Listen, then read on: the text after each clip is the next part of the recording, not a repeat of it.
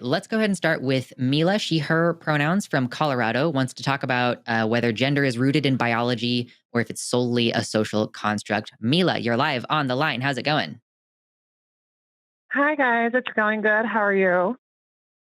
You know, we're doing okay so We're far, I here. guess. We're We're here. here. Yeah. All right. Lay it on Ben, us, I actually Mila. think you have the.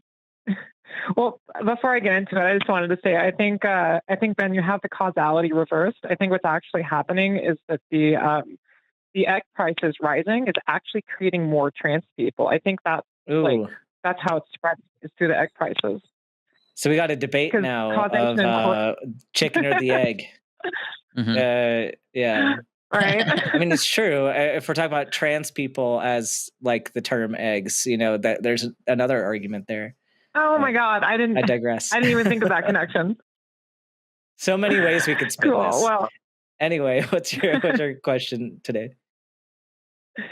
So I'm a little nervous about this question because I think, the last time I called, I, there was some friendly disagreement, and I think I managed to kind of boil it down to where the root of it lies for me. And I'm a little nervous. I know you're in a fighting mood, so I see all of us as friends and allies. So, I think my my question is around, is gender, as is it something that is rooted in like biology, or is it something that is solely only, a subjective social construct? I have my own thoughts on this, but I'm the one asking the question, so I'll leave it open to you guys just to hear you out first. I mean, I guess I'm kind of curious, just like which way you tend to lean, because that does influence how I would how I would take the conversation. Like, do you tend to lean Yeah. toward thinking it's more biological or social? Um, well, I think everything social is biological at the root of it, right? Like, I mean, when we're talking like mechanistically, right? I mean, but that's a very abstract answer, and I'm going to try not to over intellectualize this call. I believe it's both, but I also, in my personal experience, have noticed that like there seems to be a lot of justified fear around biological explanations of gender or biological defenses of gender because and this is where I think the root of the disagreement lies is like how do I say this? Like, I think the root of the disagreement is that, like, if we explain gender from a biological perspective, that opens us up to vulnerability as far as gatekeeping. People doing brain scans to see who's really trans, right? Like, if we say, hey, this is medically necessary because, it's a medical condition, it's a biological construct, then, that's going to leave out, certain trans people who maybe don't have um, the ability to prove, hey, I'm incongruent from a biological perspective, when maybe they arrive at that conclusion from more of a social interpretation of what gender is. And just to clarify before we get into it, I think our goals and our intentions are the same. I don't want any trans people left out. I don't want a board of people that aren't trans gatekeeping and policing who is and isn't trans enough, who qualifies to be diagnosed with a medical condition. I think where the disagreement lies is, I tend to think that like my interpretation of kind of what's happening is that we're taking in my opinion, some of the weaker defenses for uh, the legitimacy of trans people and trans inclusions, and we're trying to apply that to everyone to make sure no one gets left out. When my approach would maybe be to take the strongest justification for um, medical transition and apply it to everyone, including the people that maybe, are more vulnerable and don't have, aren't someone like me who has two X chromosomes and was born with a penis and can be like, well, clearly there's a incongruence here, like I I would rather take a stronger approach and try to use that to protect everyone who, needs access to gender affirming care. I guess my first question is, why do we need to focus on only one of these sides? Like, I know you're saying that you agree that there's a bit of both, But why do we need to only argue, as you say, the stronger side? Why can't we argue both sides? Like Oh, both and from a sociologic basis and from a biologic basis. Like, why do we have to preferentially choose one or the other? And I'm not suggesting we choose one or the other. I think that our Okay. defense is best when we look at the whole picture and we take in every. Um, I think what I tend to notice, or at least maybe it's just in my head, but like I feel like a lot of times the the the trans activist community does want to kind of solely focus on the societal explanation, and then when someone goes into the biological explanation, or at least someone like me, I kind of get and I get it. I get the fear, right? Like, Yeah. because there's a Well, lot of people who here's do the it, but like, problem. Here's the problem. And you mentioned one of the big concerns, and that is the idea of gatekeeping, the idea of saying like who's trans and who isn't. And so like that's a place where the biologic argument like loses its utility. Because if the whole point is to allow broader access and allow for societal acceptance, effectively using an argument to gatekeep, or like that could be used to gatekeep, may be counterintuitive for that objective. Similarly, like in a biological setting, even if we could pinpoint what specific virus is causing someone's common cold, it's not going to help us, and it might only cause damage in terms of excess money, excess resources being utilized for that thing. So you definitely pinpointed that particular issue. But I think something else that we're missing here is like, even if we try to use a biological argument, like we have so many biological arguments in favor of like sex and gender separation, like the terms being separated, and the nuance that we try to communicate with people is lost by so many people who don't understand nuance. And so on the scientific side, yes, I of course, understand that. Like there is a give and take, like a push pull thing with biological origins of like this terminology, and then kind of how we've changed those definitions to more accurately represent what we're communicating. Like, yeah, there are very likely biological contributions to what we see as gender and sex, and they're different qualities that relate to those different terms. However, I think in commonplace discussion, it's less clear to have the biological argument because it's a layer of nuance that I think the majority of the population cannot really comprehend. Like even your example of someone who is XX with male genitalia, a lot of our arguments, if you watch back the show back, pretty much any episode, you'll see that we keep trying to tell people, yeah, there are exceptions to this rule, and people can't even grasp the idea that you can be XX and have male genitalia. So we can't even bridge that gap with sex, much less with adding biology to gender. So I think you're correct. I just don't think it's as useful, even if it may be a stronger argument in an academic circle. I don't think it's a stronger argument in a lay circle. I like a also But I want to rhetoric also jump in. perspective.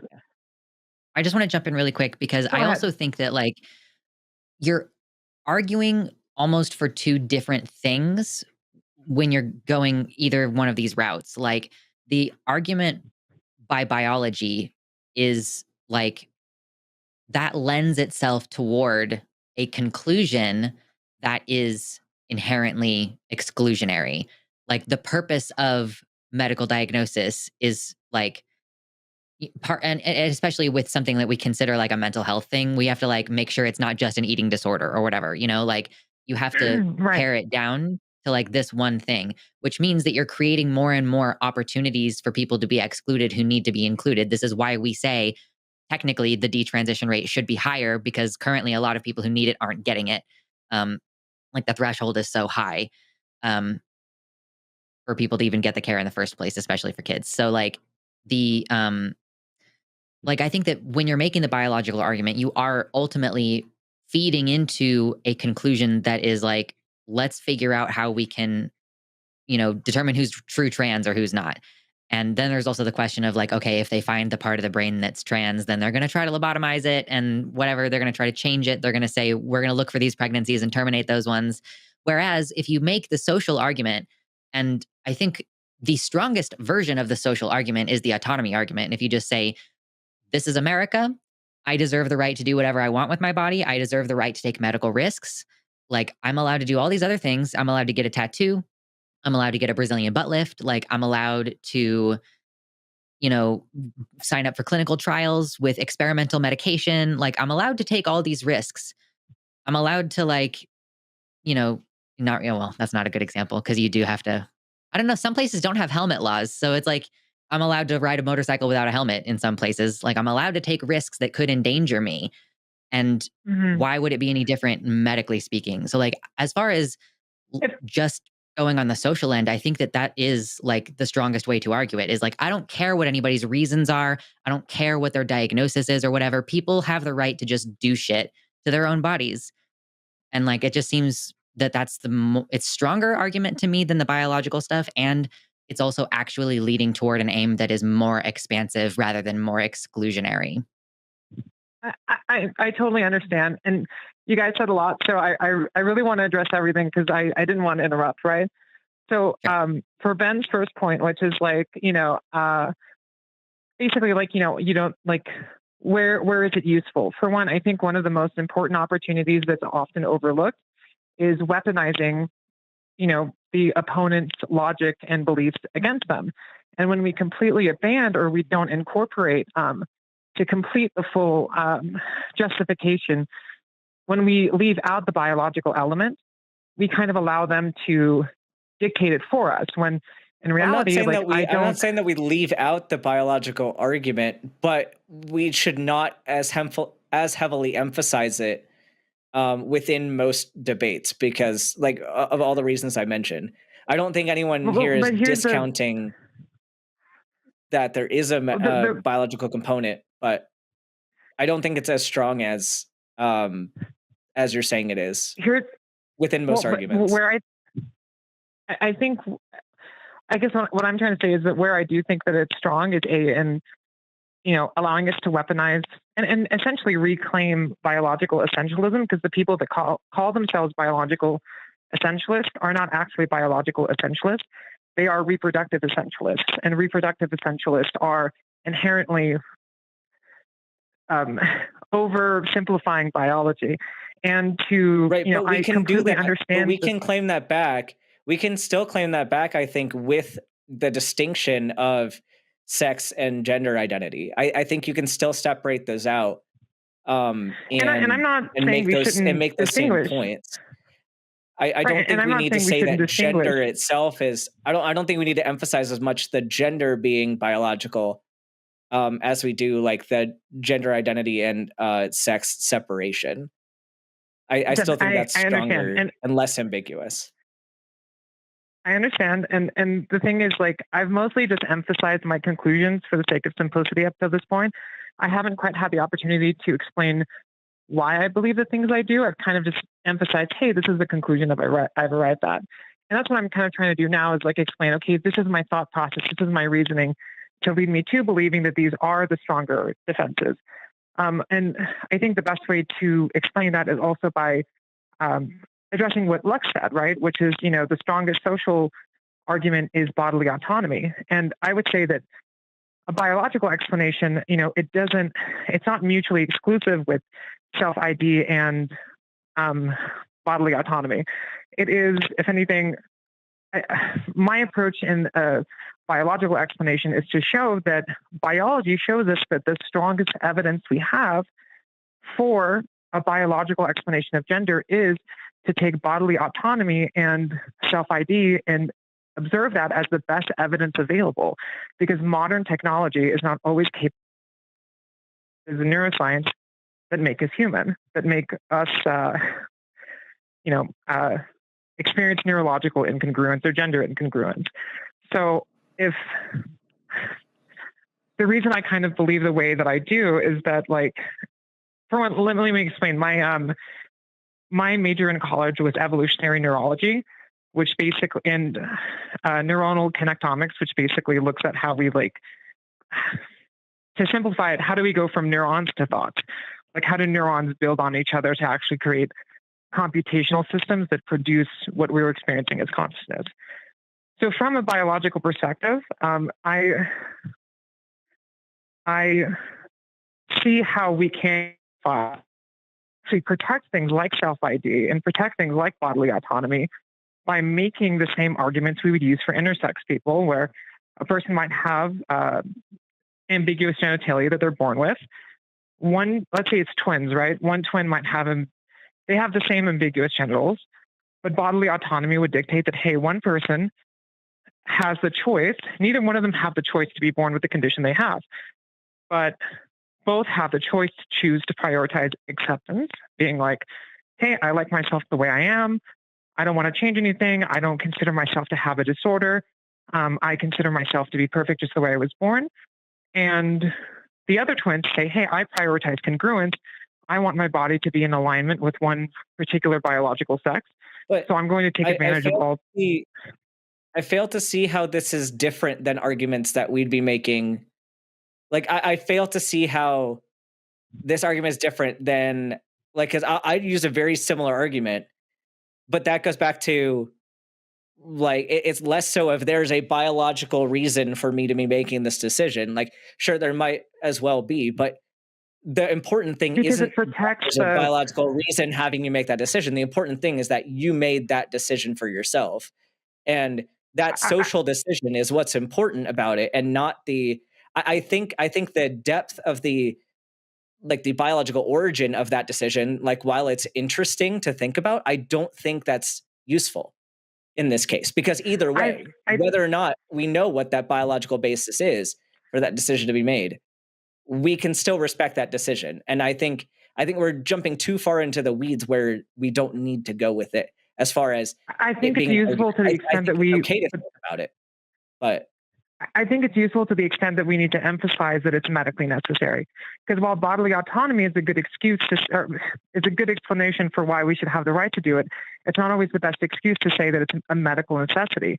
Basing it in biology is what makes us right. But we have arguments as far as, like, treatment efficacy that we can use to highlight that it's medically necessary. Right, like some of these things that but those get weaponized. we look to those get weaponized against us. So does the medical thing, Mila. I don't know if you are aware, but you're asking us to focus on a biological element when one of the players on the board, one of the very active players on the board, is eugenicists. Like, do we really think that this is the best idea or the strongest version of the argument to, like, focus on the idea that we are biologically different? And, like, furthermore, that we require an additional biological explanation to deserve healthcare when cisgender people are given the same healthcare based on autonomy reasons and not based on health reasons. Like, not one single time have I ever had, like, a hormone test done when I asked to be put on birth control to manage my period symptoms or my PCOS. Mm-hmm. So, like, we're honestly conceding in a way that trans people require an additional burden of proof before we deserve access to medical care or social recognition if we are tying in biology at all to the premise of self-ID. I wouldn't say that it's conceding. If anything, I'd say it's reclaiming. I'd say we're reclaiming the very scientific framing that's used against us by showing that, hey, when you follow science to its effective conclusion, we're actually, like you said, I'm glad you brought up eugenics because, like the example that I often made was like, if we call a person, if we determine a person's sex by what their natural biological outcome would be, by that logic, we should declare people that have had heart transplants biologically dead. That goes on to actually emphasize eugenics. So while people who, praise eugenics, they take on a biological, like coding, they're not actually rooted in biology because what, the most grounded interpretation of biology would say is that everyone who can benefit from medical treatment deserves access to that medical treatment. Right, but don't we have that already with the demonstrating the efficacy of gender affirming care? Like, it's all a lot of the things that you're mentioning are measured through subjective means. Yeah. So we don't need to dive so deep into the objective, kind of building block level science of it, because we already have enough data at this broader subjective level. Like we're And that's already the meeting point the I'm trying burdens to of proof make. that we need to meet. That is the point that I'm trying to make. Biological essentialism would show us that we don't need to detect the causal mechanisms of a condition in order to observe that, hey, this is the best treatment for it. This is what creates the highest degree of alignment. That's actually exactly my point, because it's the same standard of care we use for PTSD, for ADHD. We don't have to do a brain scan and go So into I don't someone's brain see and why. detect. So I don't see why we're playing kind of the word games then with biological versus social origins of like gender. Here's Like why. I'm confused about like as if we agree on kind of these things that we're doing and the burden of proof that we've met, I'm confused about why this is even a debate if we're going to keep doing the things that we've been doing. Like, how is this Let me explain. like what do we need to add to, what do we specifically need to add to this discussion? Like I guess I'm confused about What I what would your add to argument it is, specifically is. so my argument is to explain gender as a, I would almost describe it as a disorder of sexual development, a form of DSD, because when we frame it that way, we emphasize that it's medically necessary. We protect things like self-ID as the most effective way to diagnose it, and bodily autonomy as consistent with major principles to justify allowing it, and also to solidify legal recognition from a law perspective and saying that, hey, someone who has sex-based deformities shouldn't be discriminated against. To emphasize, I mean, I disagree with a lot of the language being used here, because I also don't agree with using like disorder of sexual development or like deformity, like because those are already negative. Like and those are those have contextual. negative connotation. So like it's much. I would say for the it's same reasons. approaching this For more the same as reasons that approaching it as a variation of normal. And that's how we need to agreed. approach this, like less pathologizing trans people, less pathologizing this. And this is why I want to lean more into the social side of gender, because your difference in gender identity, like the identity piece, is, I don't think that there's a lot of ways somebody could have a like disordered identity. Like sure, the way psychology can talk about certain things like that, like there's some language that's kind of ambiguous with certain diagnoses. Contextual. But yeah, but the thing is, like, contextually deformed. to say that your like sense the of same way self that is in a societal context where gender itself is very contextual. Like there isn't something that is the same as womanhood in any culture, like universally. Like it is very context based, and so I think it's a I mean, the problem deformity aspect when is we try to contextual. say that there's a disorder related to, like I guess like when you overemphasize the biological components of an identity, that's where we get into some of this weird stuff as well. And so I think we kind of need to separate this out more, But instead if I of can clarify like, what I meant by yeah. by deformity, I don't mean deformity inherently, right? Because it is context dependent. Like take the analogy with the two twins. For one twin, they may say that, hey, I'm not deformed. I don't agree with you pathologizing my genitalia and saying that it's not just a natural variation, right? But for the twin that wants corrective surgery and prioritizes alignment, so then why it's do fair we to say need that to that's emphasize the biological? Let me finish. No. But why then? Because I think we've already gone over this. Why then do we need to emphasize that biological component when we could have already gotten to that same conclusion by their identity statement of saying, this is what works for my body, this is what I'm okay with happening to me, this is who I am as a person, Because that is the biological component. This treatment, that I don't really care. Like, all honestly, like this whole argument just seems like overly, like it's so much semantics that I don't think is useful. And I think we're spending so much time talking about like the nitty gritty, like against us, any amount of biological component. I think we've missed the utility of this conversation. I think we're too far into the. I think it's useful. I think the semantics is being weaponized against us, whether or not we're in agreement. But we agree on the conclusion. We agree on the access to care. We agree on all these other things. I don't get why we have to argue then about like Again, which, because like, and when we're the using semantics is similar being arguments weaponized too. against us. Because the semantics is being weaponized against us, and I think the best way to defend And ourselves I is don't think to you found a conclusion. I create the don't think most you found a robust. solution Please to let me that finish. in your argument. Listen. When you're talking, I try not to. I want to hear you out. Like that's. I think there's a lot of value in what you're bringing, and I'm completely open to adjusting and recalibrating to like account for important arguments that I'm not considering. I mean, that's why I'm listening. I mean, if you'll allow me, the reason why I think it's important to discuss the semantics and how we frame these things is because whether or not we agree or disagree, there is a very strong opposition who is not genuinely invested in what's best for the community or what's best to prevent detransitions. They are solely interested in creating a moral panic that gets them votes because they can go and slash Medicare and Social Security and richen themselves by making us the scapegoats. I think that whether or not, no matter what we do, they are going to be fighting against us no matter what.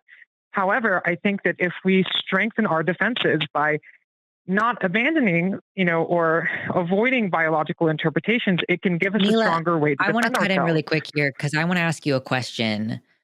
Who is it that you're trying to Of course. refine this argument for? Like, who is your intended audience? Who do you think that we are not adequately capturing with our current mode of rhetoric? To clarify, are you saying, like right now, Like I'm you're saying, okay, this you're conversation saying is that for you trans want to have a activists? certain type of argument, right? You're saying like, I want to Mhm. speak about this in a certain way and that trans activists don't talk about biology enough or they overemphasize the social aspect. That's kind of what I'm I'm hearing. not saying that.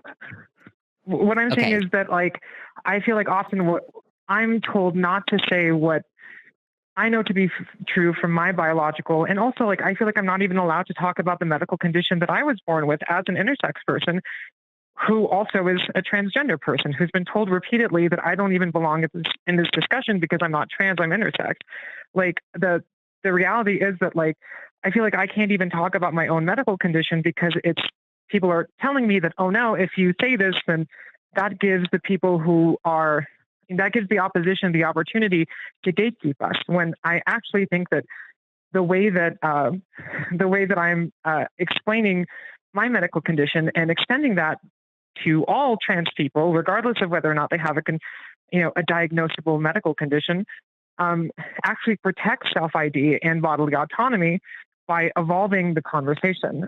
So to I answer feel your like you're question kind more of directly, flipping back and forth on this. It's like I'm picking up that you're concerned about your personal interactions within the trans community and like how we speak about these things in private. But then you also say stuff like self-ID, which tells me that you're speaking about this in a broader context where we're discussing policy and how to make these arguments in order to achieve our because it's rights. So both. I don't really know where the okay, so but that's two separate questions. Like how do we talk about these So, things in so, so let me. private? Like, sure, we can acknowledge that there's a biological component.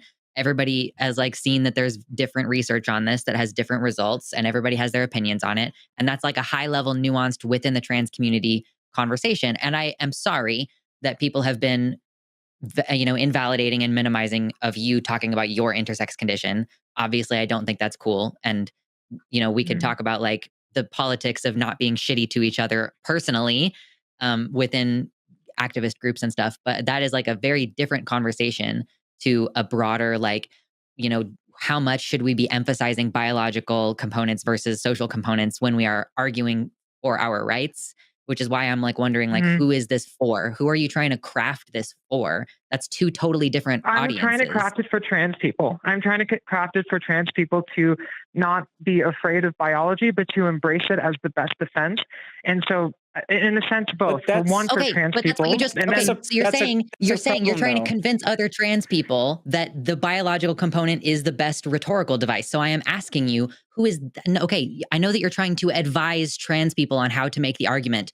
Who do you imagine is the audience on the receiving end who is not currently being convinced by our present okay. Thank you mode for where we don't clarifying. emphasize biology? Thank you. I appreciate the clarification. I really do. I would say that it's for uneducated people that, obviously the biological explanations I'm giving in this call are a bit advanced, and it's kind of why I want the trans community on my side, because I can't do it on my own. And, a more organic, effective way of doing it, I think, is to have, I kind of over intellectualize it, but I think that if I were able to, inspire trans people to, or inspire my own community to embrace biological defenses of our existence and our rights to inclusion, then by doing so, we can actually find a way to change it in a way that's more rhetorically effective for people that maybe I'm not able to reach with my over intellectualization. By Well, and that's saying that and things like I'm sorry to sex cut is in, but immutable. like that's why my initial questions were the way that they were, because like Lux and I and Arden and Josie, like we have these conversations with uneducated people every week, like, and we've fine-tuned a lot of our arguments, and I've Mhm. tried like a lot of those more biological points, and they do not often land well, because again, we're talking about people who can't understand that sex and gender are different things. They're people who don't understand what gender identity is. Like they don't understand that you can have an identity about your gender. Like this is a In level my we have to experience, I've dumb it been down 80 to, to and you 90% kind of have effective. to. Yeah, and it might By work in your explaining, circle, but here's the problem. But Mila, here's the problem though. You're taking your own experience with your own discussions with people in your circles that have responded well, and are telling other trans people, hey, use this argument because it should work for you. And I'm saying it hasn't worked in the people I've discussed with. So like that's not my intention. Also, that's we're where I have probably some using. disagreement.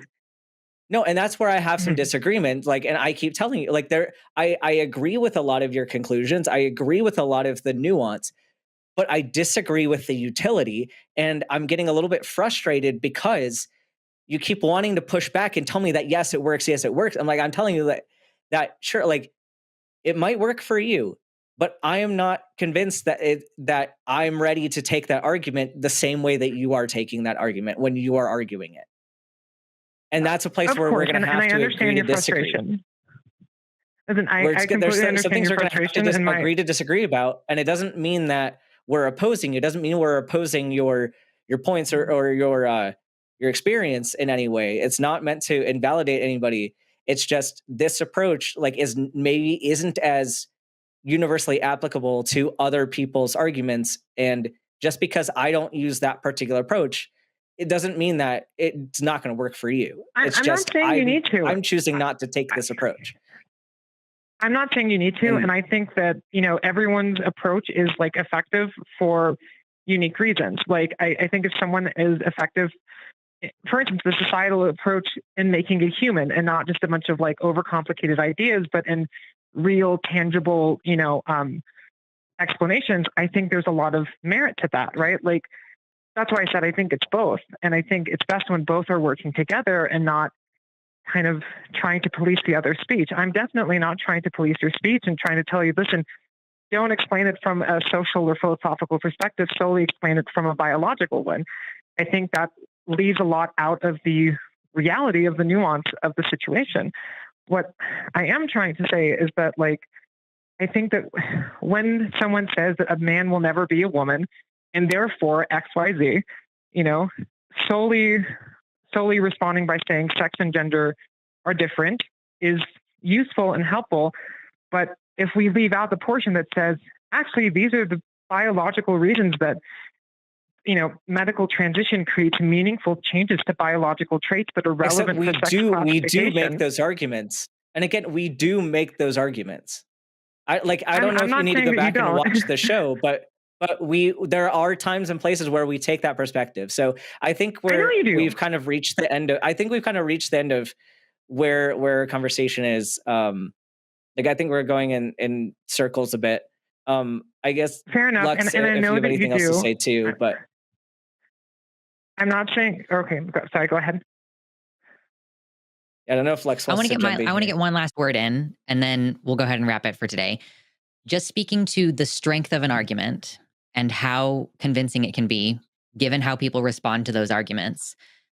If we make a biological argument and we present studies, in the current situation, our opposition is selective about when they care about science and the studies and all that kind of like True. the actual evidence True. that's present. So what tends to happen and what easily can happen is they will call into question our sources, say that they're biased, present their own studies that are from much poorer quality institutions, whatever, that are also heavily biased, obviously. Um, and there's a lot of like murkiness that comes in when you're trying to make the biological argument because someone else can say, well, I found a study.